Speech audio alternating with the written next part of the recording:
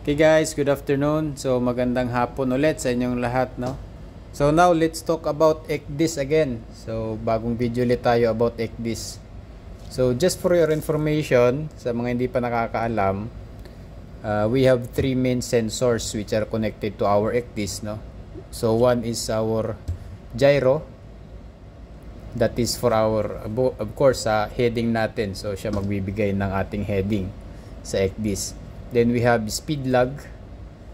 Diyan naman sa ating mga speed naman yon. And then the last one is we have GPS sensor. So normally we are carrying on board GPS 1 and GPS 2. So 2 GPS on board. So as you can see, this is our GPS 1 and this is GPS 2. So these are all connected to our ECDIS, no? And what will happen just in case mag-fail yung ating GPS, no? So in case lang na magkaroon ng problema yung ating GPS 1 at saka GPS 2, anong ginagawa dito sa ECDIS? So normally naman sa ating emergency response plan nangyari,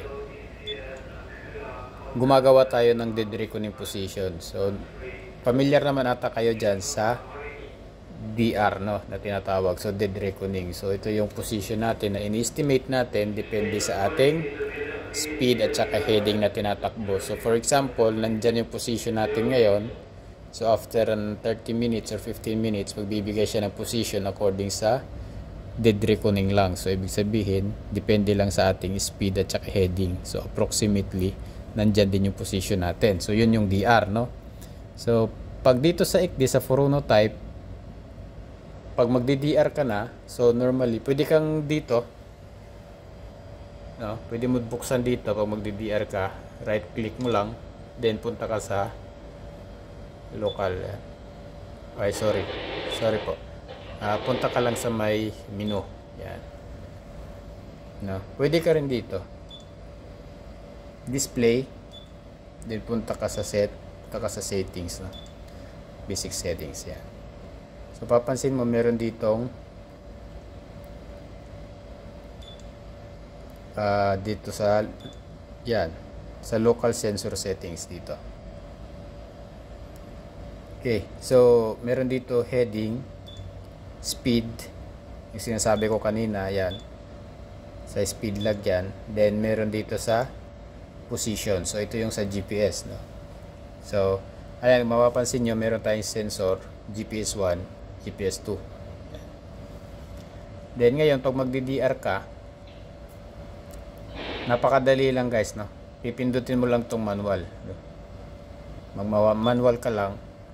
Then kung ano yung nakuha mong position, yung last na position mo, ilalagay mo lang diyan.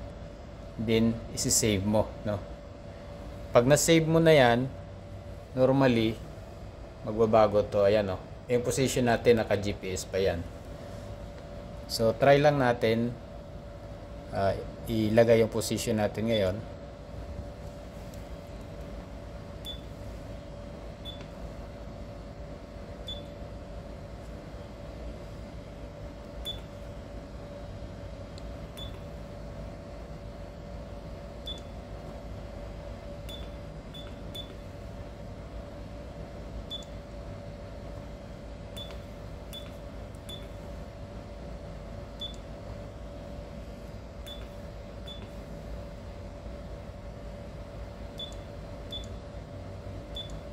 Yan.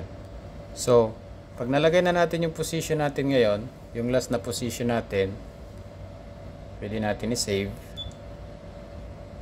Yan. Mapapansin yun, nagdilaw na siya, then yung position, naka-dead reckoning na.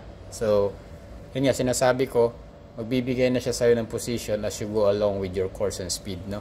So, nakadepende na yan sa course mo, din sa speed mo. So, yun lang yan, no? Pagka gumamit ka ng DR. So pag may nagtanong sa iyo paano gumawa ng DR position sa ECDIS, Furuno ECDIS, so meron ka ng idea, no? So balik lang natin yung sensor sa ating GPS, then save natin. Okay, so ginagawa lang yon pagka nagkaroon ng problema ang ating GPS, may failure sa GPS 1. Normally pag nasira yung isang GPS, automatic pupunta siya sa GPS 2 yung data niya. So ngayon, pag nasira pa yung isang GPS, that's the time na gagawa kayo ng gear position. So yun lang. Another video na naman tayo. Sana nagkaroon kayo ng counting idea about sa mga sensors ng ating ECDIS at saka paano gumawa ng dead reckoning position. Thank you very much at see you ulit sa ating sunod na video.